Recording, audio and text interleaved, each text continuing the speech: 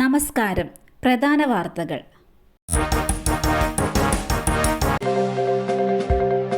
KSU ക്യാമ്പിലെ കൂട്ടത്തല്ല്, 4 നേതാക്കൾക്ക് suspension. KSU തിരുവനന്തപുരത്ത് സംഘടിപ്പിച്ച പഠന ക്യാമ്പിലെ കൂട്ടത്തല്ലിൽ 4 നേതാക്കൾക്ക് സസ്പെൻഷൻ.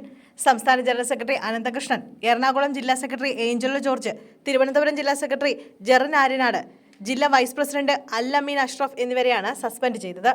വാർത്താ മാധ്യമങ്ങൾക്ക് നൽകിയെന്ന ആരോപണത്തിലാണ് 2 പേർക്കെതിരെ നടപടിയെടുത്തത്. സംഘർഷത്തിന് തുടക്കമിട്ടെന്നാരോപിച്ചാണ് മറ്റ് 2 പേരെ സസ്പെൻഡ് ചെയ്തത്.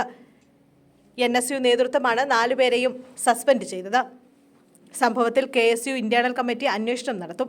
കഴിഞ്ഞ ദിവസം രാത്രിയാണ് തിരുവനന്തപുരം നെയ്യാർ ഡാമിലെ രാജീവ് ഗാന്ധി ഇൻസ്റ്റിറ്റ്യൂട്ടിൽ നടന്ന ക്യാമ്പിൽ സംഘർഷമുണ്ടായത്. നിരവധി പ്രവർത്തകർക്ക് സംഘർഷത്തിൽ പരിക്കേറ്റിരുന്നു. ഇൻസ്റ്റിറ്റ്യൂട്ടിന്റെ ജനൽ ചില്ലകളും തകർന്നിരുന്നു. പോലീസ് ഉദ്യോഗസ്ഥൻ കുഴഞ്ഞു വീണ് മരിച്ചു. മരിച്ചത് ശ്രീധരൻ പിള്ളയുടെ മുൻ ഗൺമാൻ.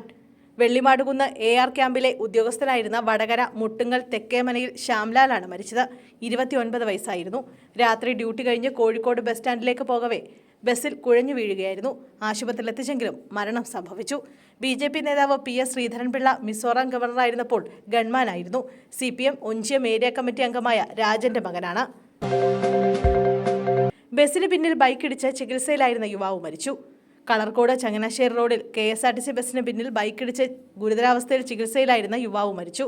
കൈനഗിരി തോട്ടുവാത്തല കോമർത്തുശ്ശേരി വീട്ടിൽ ഉല്ലാസാണ് മരിച്ചത്. 34 വയസ്സായിരുന്നു. ഞായറാഴ്ച ഉച്ചയ്ക്ക് 2 മണിയോടെയായിരുന്നു അപകടം. കൈനഗിരിയിൽ നിന്നും ആലപ്പുഴയ്ക്ക് പോയ ഉല്ലാസ് സഞ്ചരിച്ച ബൈക്ക് കളർകോട് ഭാഗത്ത് വെച്ച് മുന്നിൽ പോയ KSRTC ബസ്സിന് പിന്നിലിടിക്കുകയായിരുന്നു.